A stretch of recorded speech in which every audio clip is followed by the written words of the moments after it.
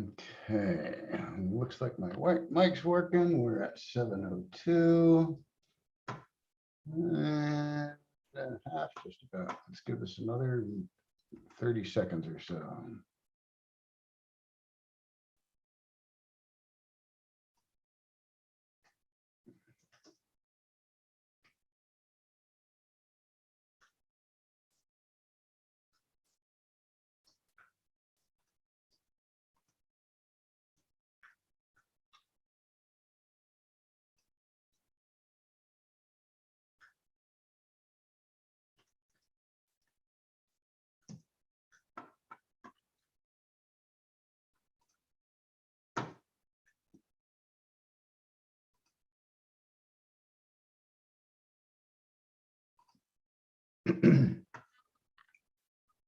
All right, guys, it's 7:03, and we'll kind of get things rolling here with the South Carolina cannabis conversation. Start with our little disclaimer that all of our meetings are an environment of education and awareness and are not an open market for the sale, purchase, or distribution of cannabis. We do not encourage or condone illegal behavior of any kind. Excuse me. Let me quick get a little sip with my whistle.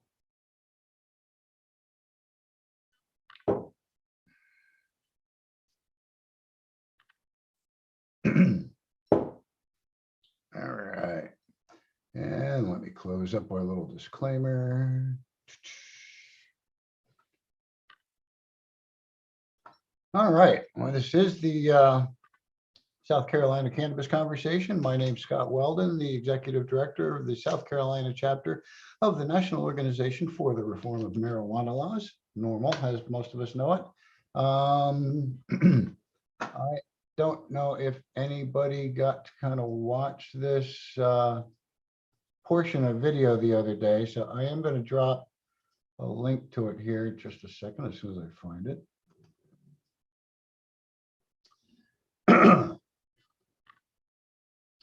And this is a YouTube video. I don't know who's on with a phone or things like that. I'm kind of lucky. I have multiple screens, so I can watch videos on one screen, surf the internet, and still talk to y'all. But this is a video I've been watching, put together by a guy named Chili DeCastro. He is out in California. Apparently about 20 some years ago, he got arrested for, I forget, I think he said he got arrested like 6 times, all of them for like possession of marijuana, but that might have been another conversation I had. I do get to talk to a lot of people about their arrests from time to time. Anyway, he's apparently spent about the last 20 years just delving into the criminal justice system, I guess. I guess that's the best way to put it. How we got to where we are with the amount of prisoners going to jail where we are, that kind of stuff. He has a website called Delete Laws with a Z, LAWZ.com, and you can find him on YouTube. He's apparently a producer or something like that in California. And he tends to get a little amped up, a little impassioned, I guess would be a good way to put it. But anyway, he talks about the law and how the laws, or sometimes not necessarily laws, but Supreme Court decisions, which have then become unenumerated laws. And he goes into that with the Constitution about between the 9th and 10th Amendment about laws should be enumerated and all that. And it gets pretty deep. As a matter of fact, this video that I've shared the link with you is 4 hours and 46 minutes long from the beginning.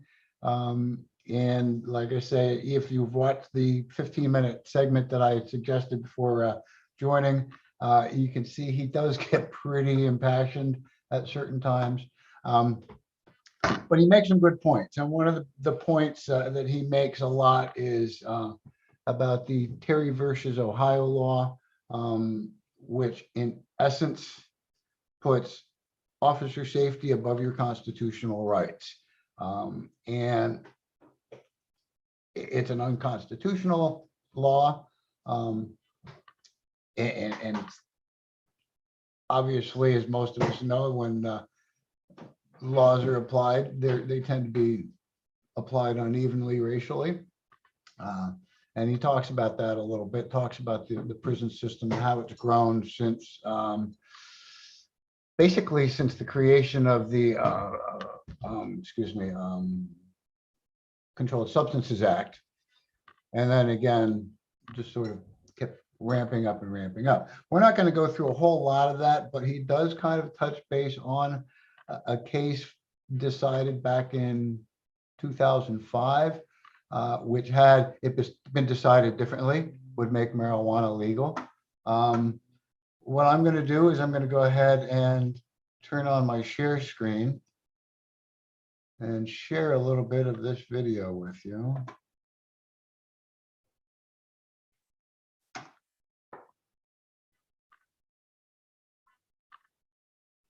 All right, so let me just drag this a little bit so I can see it better.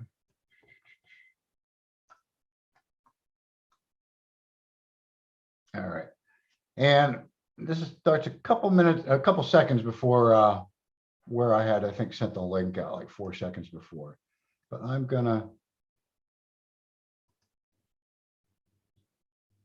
Can anybody hear the sound on that?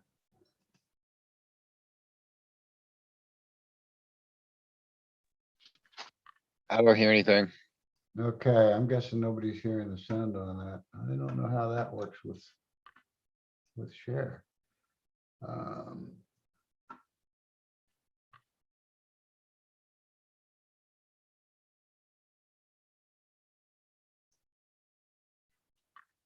Oh, chat says nobody else is hearing it either. That's kind of weird. All right, let me turn that off and see if I click the wrong share tab.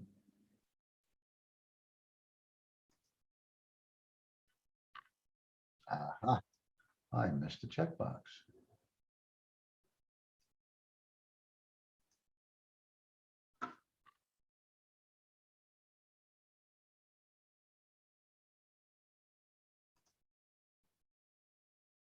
Again says, nah, you cannot use the Commerce Clause to regulate rape or violence against women. That's not what the Commerce Clause is for. And then in 2005, in Gonzalez versus Wright, R-A-I-C-H. Oops, I went way The liberals ahead. vote. I went way ahead. Hang on, I wanted to go back a little further than that. 2 hours 5, not 15.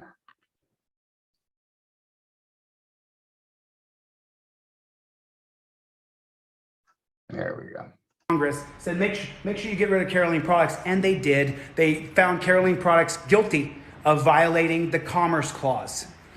This Commerce Clause that they used for milk in 1938, which is, they say the Lochner era ended in 1937. The Lochner era is from 1897 until 1937. And what this says is this era right here, from right here to right here, all these cases, from 1937 until 1937 to 1897, these cases in here, what they do is they give big business all the power over you. That's what the Lochner era is. It's about having big business be empowered over you and over your rights to be free, to have decent working conditions, to Social Security, to you name it. The Supreme Court, what they did is they tyrannically empowered big business over us because they're not elected. And so they're involved in big business. Remember, the Marijuana Tax Act is by Andrew Mellon, not by Harry Anslinger. And it was to ensure that John D. Rockefeller and Andrew Carnegie could keep their monopoly on pharmaceuticals and on the energy business.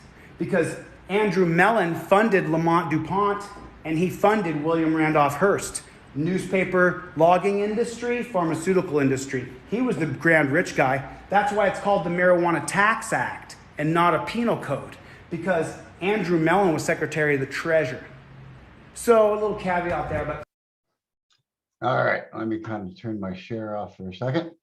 I thought that was kind of a very interesting point that I had never really thought about. I knew that Andrew Mellon and Carnegie and Hearst were involved with helping in the criminalization, but I never had it explained to me quite in that manner, that and understood that that's why it was a tax act.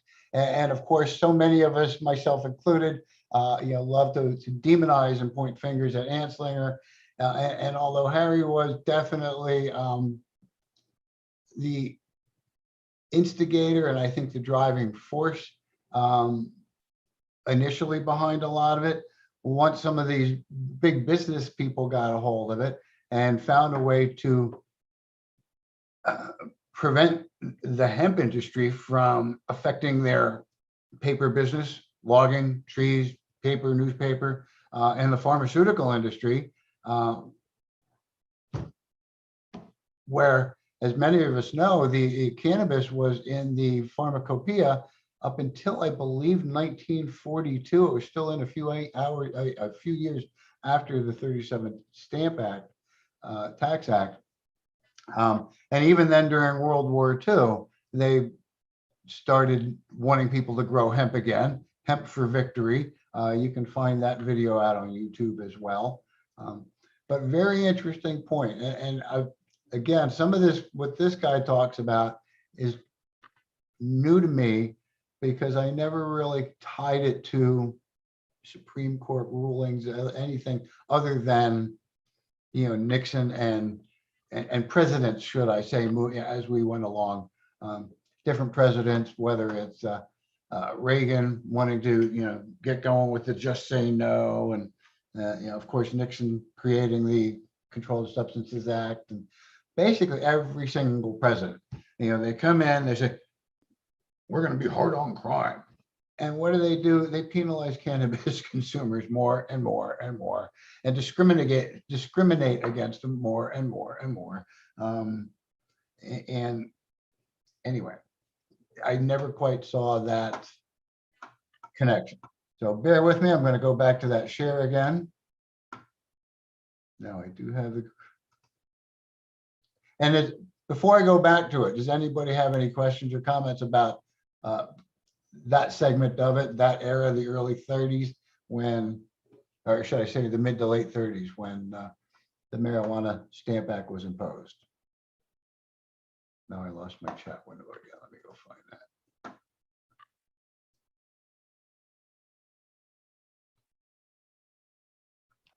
that. Okay.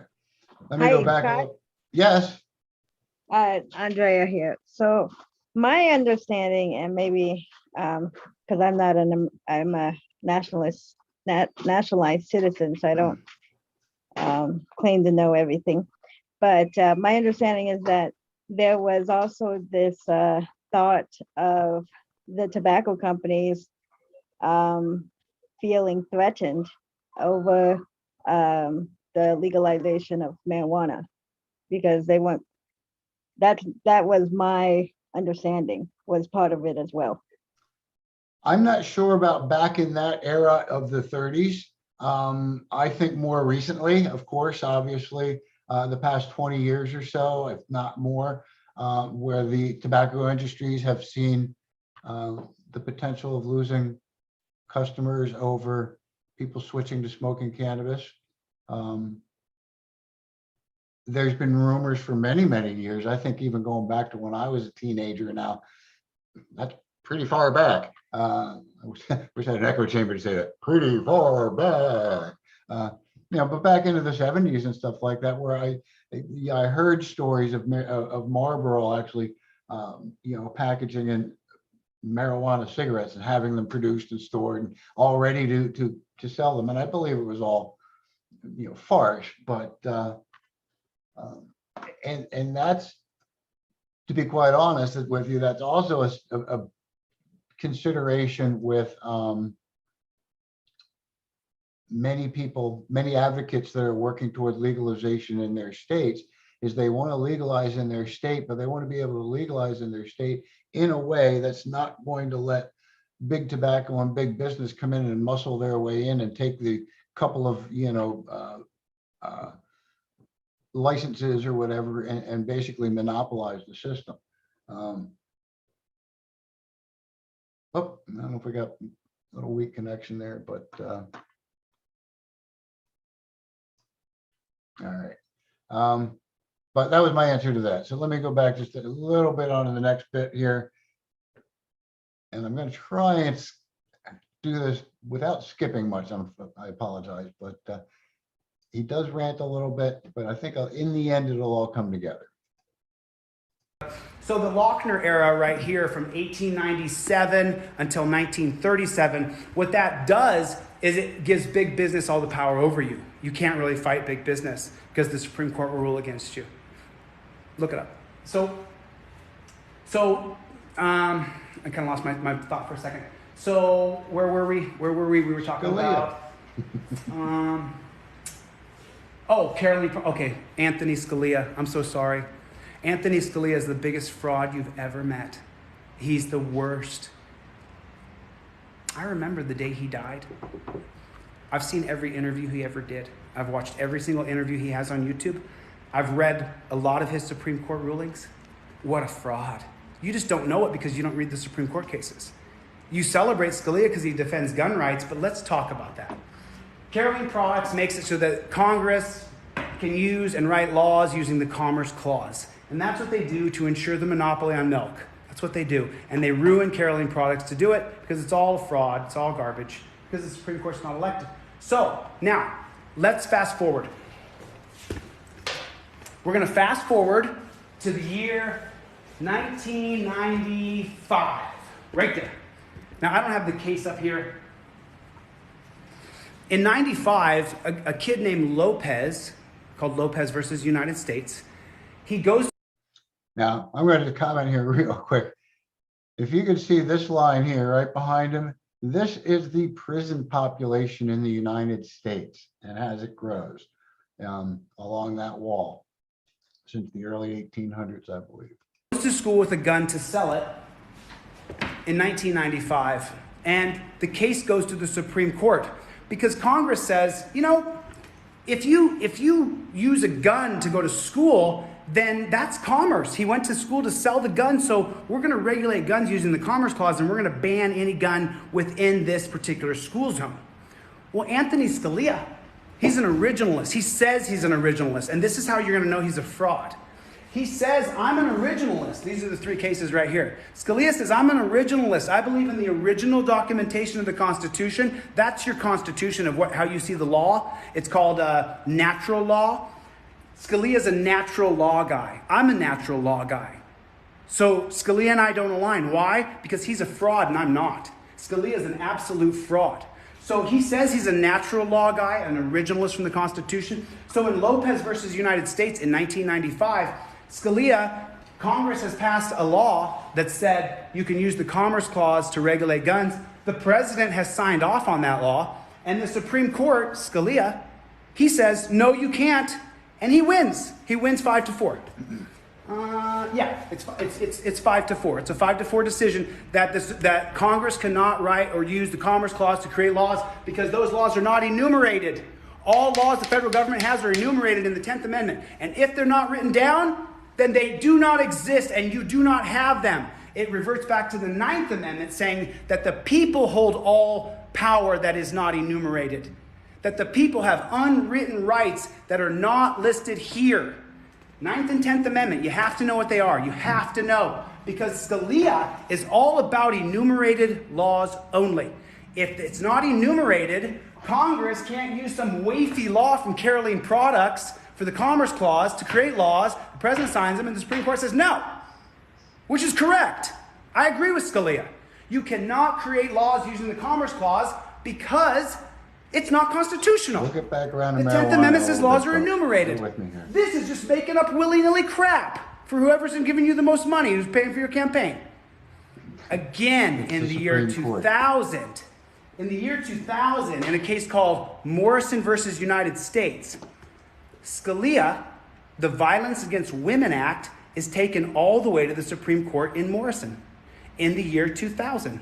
And what happens?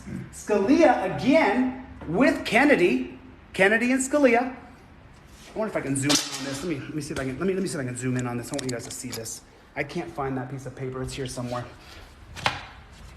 in Lopez versus United States, the four liberal justices, these guys over here, including Ruthie, that's Ruthie Bader Ginsburg. Look at this. Here's the crazy part, right? The same exact Supreme Court justices are on the court from 95 to 2005. 20 years. Do you see that? Do you see that? That's most of my adult life. 95 to 2005, the exact same people are on the Supreme Court from 95 until 2005. These people are born in 1930, 1940. Do you think that these people should be the deciders of our civil liberties? They have nothing in common with you and me. We talked about Ruthie Oops, sorry about that. and how that if you're the passenger in a car, you can be detained. And Ruthie's never been detained. Ruthie's never faced the cuffs. She's never been a passenger in a car and told, get out and get on your knees. So Scalia and all the same court, William Rehnquist, Clarence Thomas, right? All the same court members are there for 20 years. And so what happens? So in Lopez, the four liberals, oh man, guns, we want to criminalize guns. The four liberals are always down to criminalize guns. And then Sandra Day O'Connor, she's like a conservative, liberal conservative. She says, no, you cannot use the Commerce Clause to regulate guns. And then Anthony Kennedy, he's a conservative with Scalia. You see these two guys here? They vote against Lopez and say you cannot use the Commerce Clause to regulate guns. And then, of course,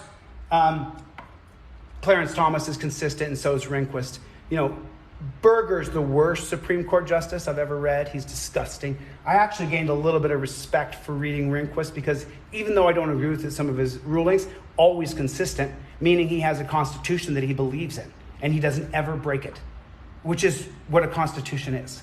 Your constitution is your word, and you will not break it. That's my constitution. People, you heard that before? What's your constitution? Here's what I stand for. Come on back to it. So Scalia votes to not use the Commerce Clause in Lopez. He's like, no way, man, you can't use the Commerce Clause to regulate guns. And then, of course, the liberals. And then in the case of U.S. versus Morrison, where the Violence Against Women Act goes all the way to the Supreme Court because it's unconstitutional. It was created based off of a rape case where a woman was raped in college, and then she took her case to the Supreme Court because it affected the commerce of the college. If she's not going to go to college, well, then, of course, that's going to affect the commerce of the college. So then the Congress created a law called the Violence Against Women's Act, which is unconstitutional. And so, again, the liberals upheld that bad law, and then Sandra Day O'Connor said no, and then Rehnquist said no, and then, of course, Scalia and Kennedy, these two guys, said, yeah, you cannot use the Commerce Clause for Violence Against Women Act. You can't do that.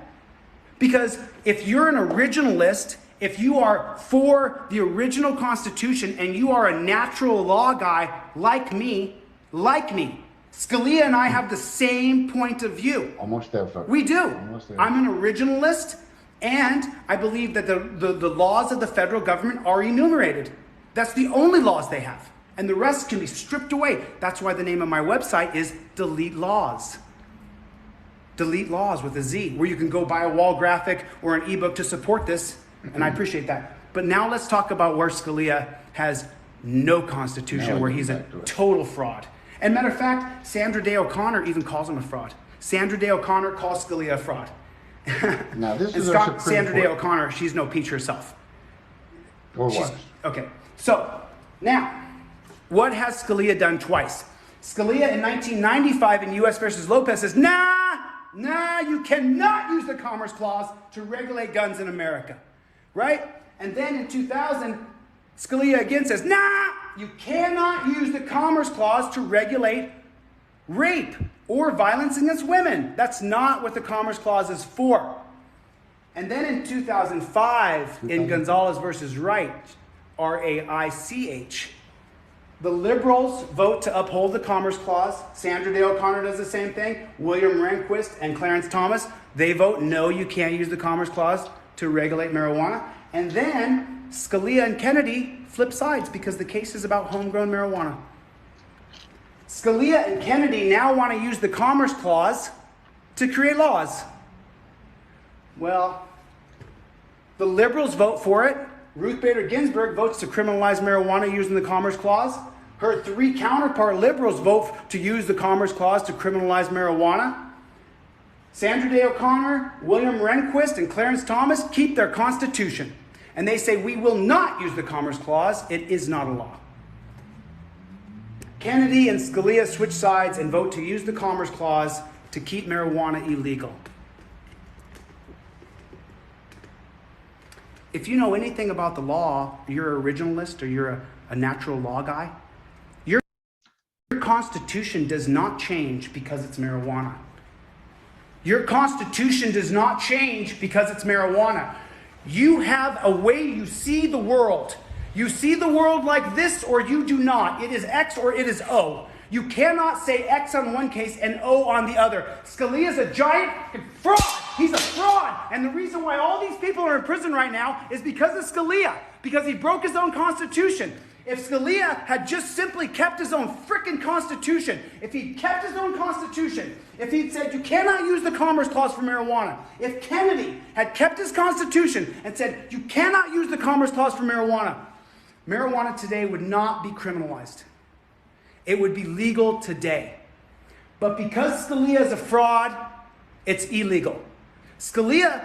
Ruth Bader Ginsburg stayed consistent. She voted to use the Commerce Clause, voted to use the Commerce Clause, voted to use the Commerce Clause.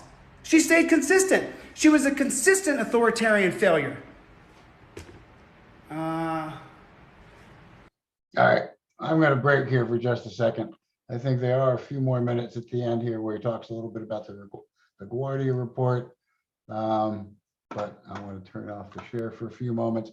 That was a wheelbarrow full, folks.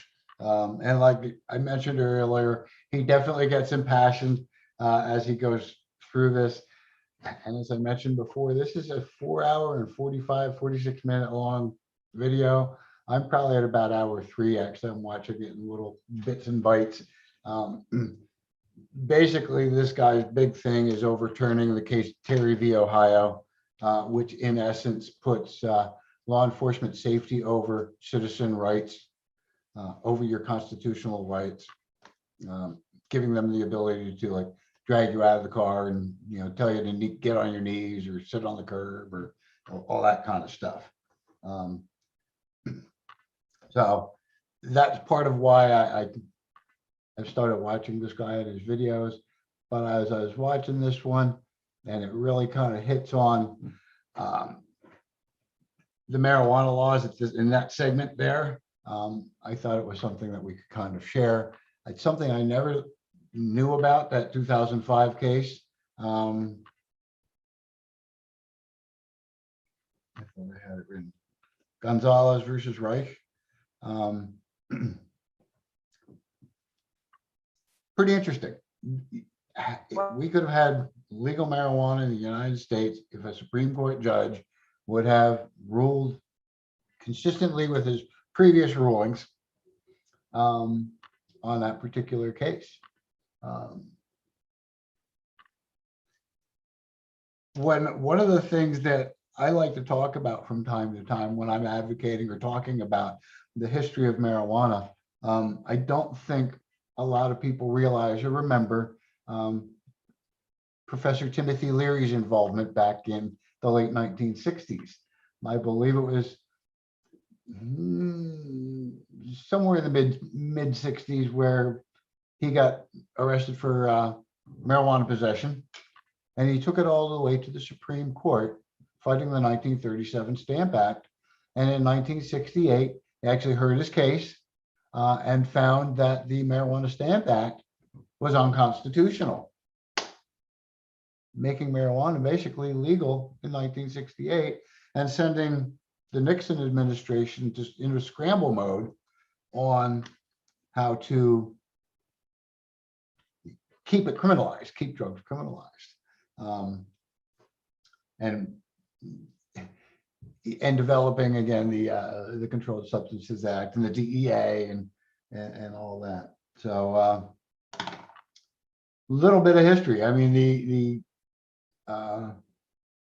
Supreme Court, if you go through and listen to any more of this video, I mean, I don't know if you'll feel he's some sort of conspiracy theorist or anything like that. I'm not sure.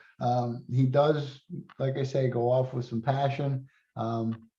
There's a lot of information he's got compiled in these graphics here. And again, I don't study Supreme Court rulings or constitutional law per se. So I'm taking everything he says for the most part with a grain of salt. But I find that interesting that, very much of this is tied into a commerce clause. It's not even a law.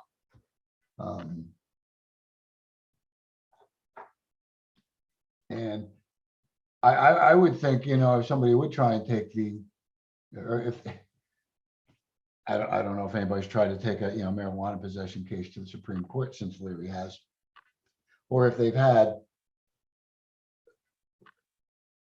if the Supreme Court's been willing to hear it, which is interesting. I'll sidetrack just a little bit longer. Another thing that this guy does sort of advocate is changing how the judicial setup, the system's set up. Very timely when people are talking about restructuring the police. I don't like the defunding type phrase. What people are really looking for in that kind of thing is reallocation of resources, and sending law enforcement out for law-related things. But when people are calling 911 because of somebody having a mental episode, that should be a social service worker going out first, not an armed gunman looking for a reason to subdue them. My little rant on that. And again, that's where the whole Terry versus Ohio kind of comes into play too, where it just basically negates your citizens' rights and puts a law officer in a position where he can say, my fear is greater than your rights. And geez, now you're scaring me because you're acting funny, Mr. Emotional breakdown person. So now, because I'm scared, I'm going to shoot you and kill you. And Terry v. Ohio basically allows them to do that. I have a window here I have to close. Anybody else's thoughts or comments on any of that?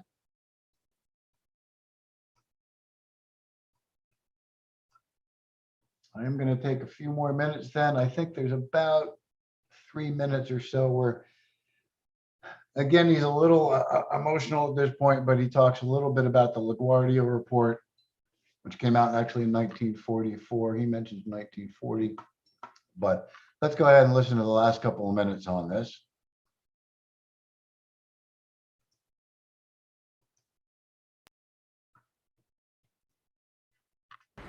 I can't see that. Let me get my glasses. That's a lie. A couple weeks to read this. Whew. Okay. The reason why marijuana is illegal today is because of Anthony Scalia.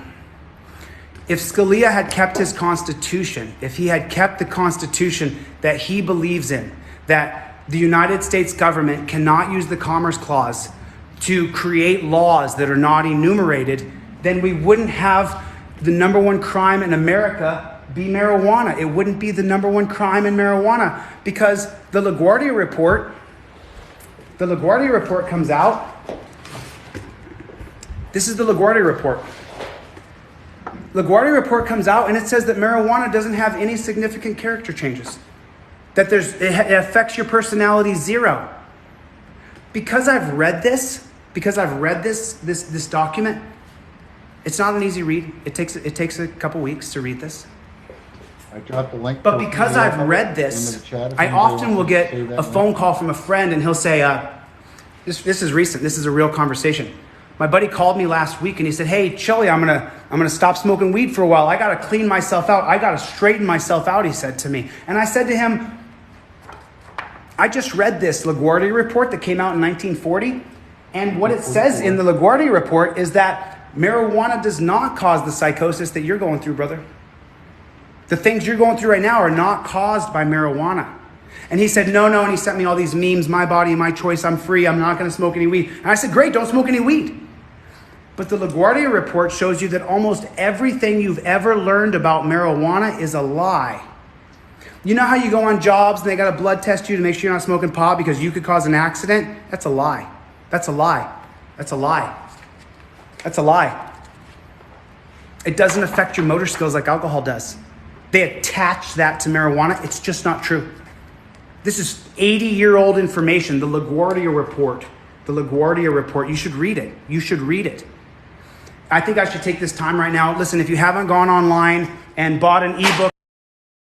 All right, I think that's about where I kind of end off. Yeah, that's about where I recommended ending it when y'all were watching.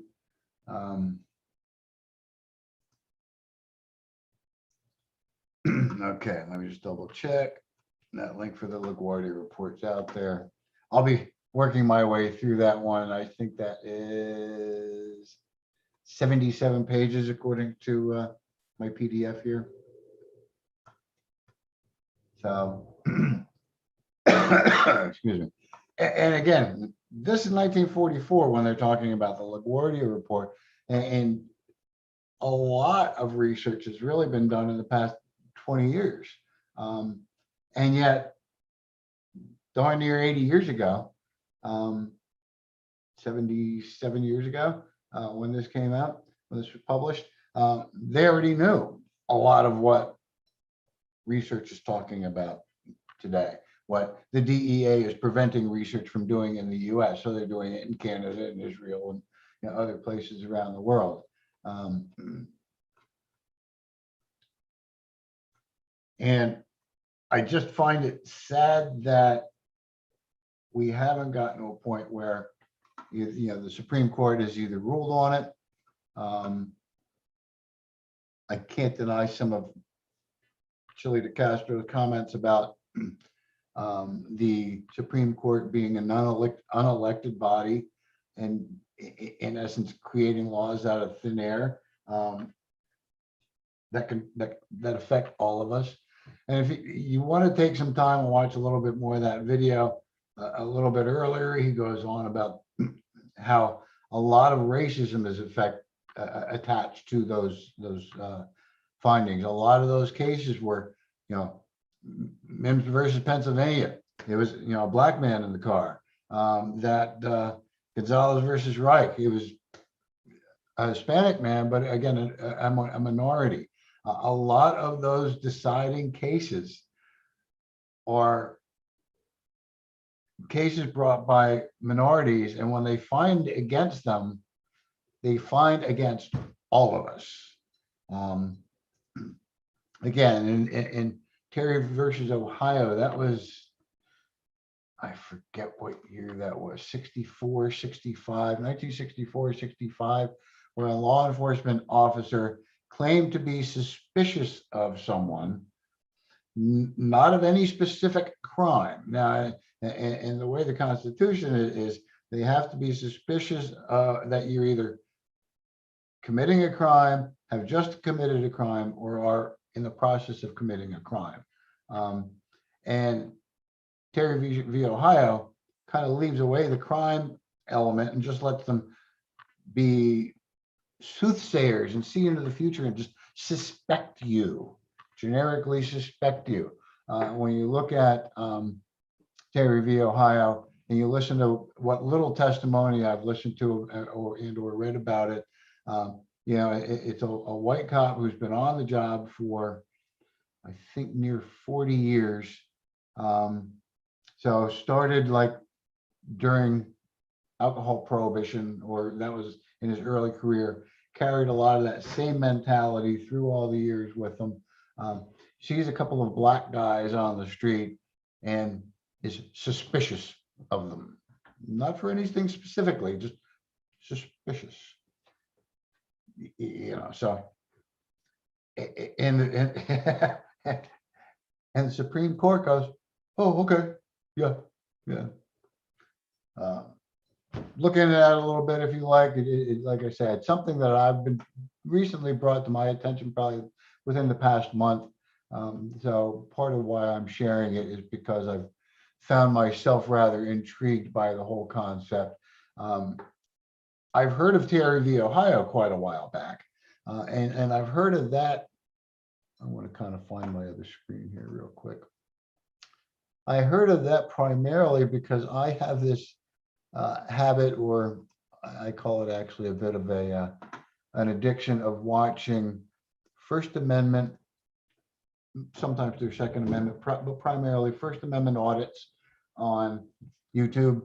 And what these are basically citizen journalists going out with their camera phones, sometimes body cameras, sometimes other video cameras, and going into public places, public spaces, and video recording, as based is what they're right under the First Amendment of the Constitution, as being a journalist, a citizen journalist. There's nothing in the Constitution that requires you to go to school or get a license or a permit or a certificate or whatever to be a citizen journalist. If you blog, if you share your information in any way, you're a journalist, and you're allowed to gather content for your stories, for your, especially if you're, the First Amendment also allows you your redress of government. So, if you're doing a story on the government, and so these guys will go out in public places, they'll go out to town halls, they'll go out to post offices, because again, those are a federal building. They'll go out to police stations. I've seen them out in front of the DEA, the FBI, on public sidewalks, out in front of military bases, on the public access areas. Most roadways have actually all roadways, I believe for the most part, public roadways have a easement off of the side. So, I've seen a lot of people hollering because they're on the easement in front of a business. They'll do businesses from time to time, especially if those businesses do government contracts and are getting taxpayer dollars. And so they'll stand out in the public easement, maybe video around a chemical plant, heck, it could be the mechanic shop that fixes the local, town police cars or something like that. And people get pretty amped up because there's somebody filming out in public, and they, for some reason, a lot of people think that you need their permission to video in public. And really what it is you don't have any privacy in public. If you're out in public, you have no right to privacy. You've got to create your own privacy, go into your home, close your blinds, that kind of stuff.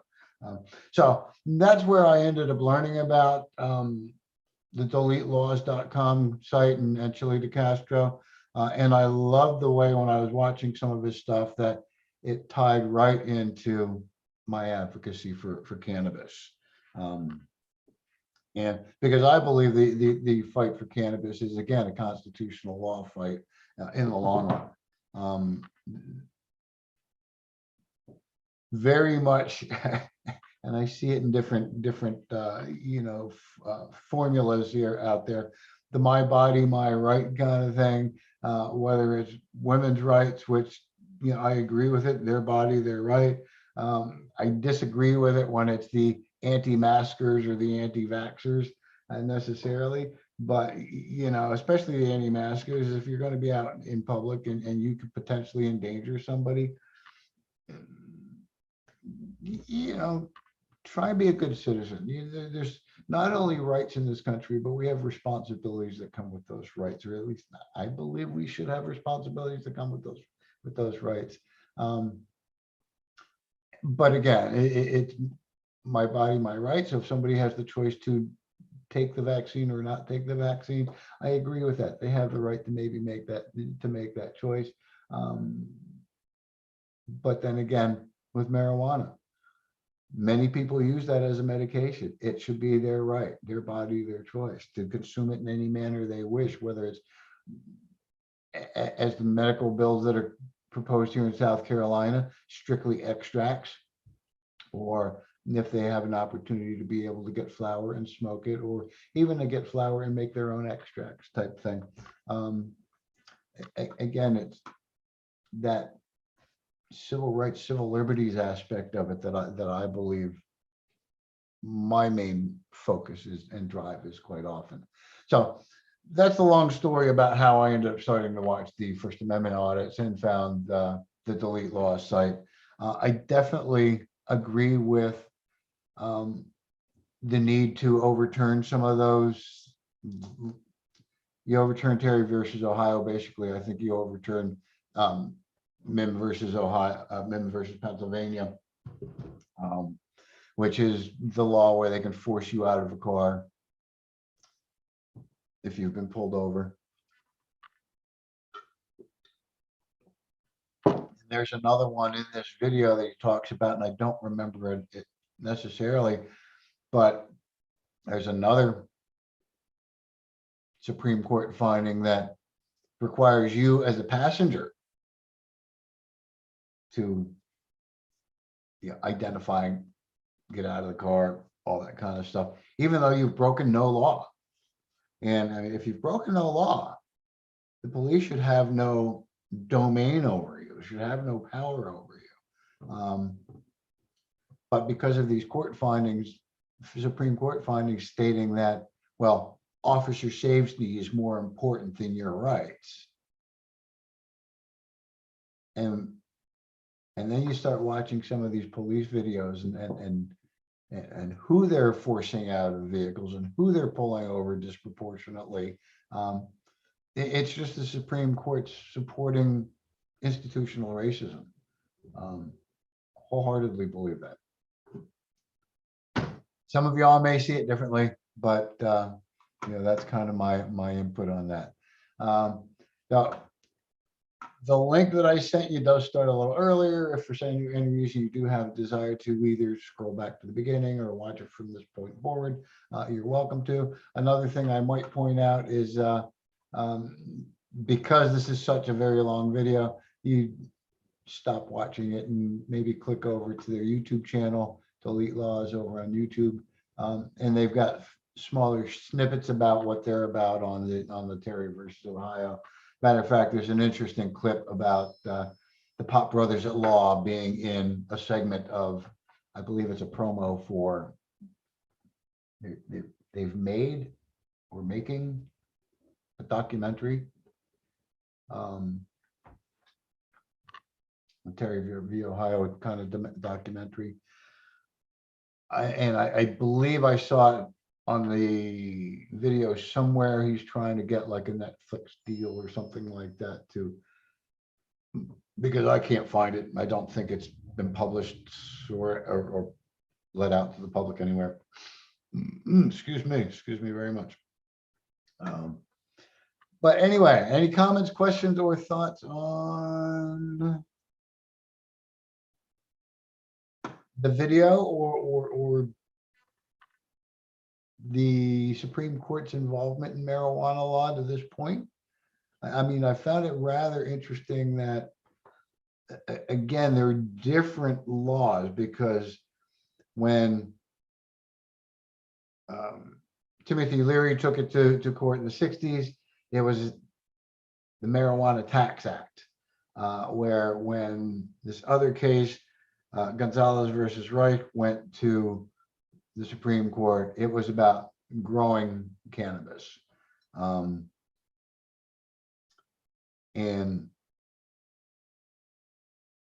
But again, the Supreme Court should not have, in my opinion, should not have found in the way that they have. I don't know of the Supreme Court hearing any other marijuana related cases. If anybody knows, let me know. If I find out of any, I'll share them with you. Let me take a peek at that time. Oh, geez, we're almost at 10 of 7 here, 10 of 8. I'm not seeing any questions or comments about any of this. I hope you all thought it was at least interesting and got a little bit of itch to maybe learn a little bit more about some of these laws and how it affects us with our U.S. Constitution. Actually, I have 2 copies of it here on my desk. And these are great. Go out and find them on YouTube, or I'm sorry, on eBay. Little copies of, pocket Constitution. I think you can buy them from the ACLU. And a lot of times, if you see the ACLU out at an event, they'll have them on their table and get one for free. I think that's where one of these came from. Yep, matter of fact, listen, they sent me a freebie one time. But get your constitution, hang on to it, read it, keep it handy, try and learn it. It's supposed to be the supreme law of the land. These other laws or acts or rulings, not all of them are necessarily true laws if you believe the Constitution. Something to think about. Anyway, that's all I have for you tonight, folks. I am going to kind of wrap it up here tonight and just say thank you for joining us for and for the cannabis conversation, and that we'll be back again next Wednesday at 7 p.m. like we try to be every Wednesday at 7 p.m. for our South Carolina cannabis conversation. I am still reaching out to try and get somebody on to talk about what to do in South Carolina. I'm looking for a South Carolina lawyer to tell us how best to behave or not to behave when you are stopped by law enforcement. So watch for that. We'll see what we can get together in the next couple of weeks on that one. I have not asked our secretary Vaughn how she's feeling with a new baby in the family. I know she's been very tired and her hands are very full. We'll get her scheduled probably in another month or so. Maybe a little longer, to come on in and talk to us about certificates of authenticity. But that's it for the cannabis conversation tonight. Find us on our YouTube channel. Go ahead and subscribe. In case you do miss our meetings, you can go and watch them there. Don't forget, we're on Twitter, we're on Instagram, and we are mostly on Facebook. If you need to contact me, you can go through our website, scnormal at scnormal.com, excuse me. I'm sorry, .org. Forgot we're in org. Or normalsc.org. Go to our contact page, click on the little button there, and you can send me a message through there. Or our email is normalsouthcarolina@gmail.com. I think that's all I have for you tonight. Our next meeting coming up will be next Wednesday, so I'll look to see you then. Thank you all for joining me, and we'll see you soon. Have a good night, all.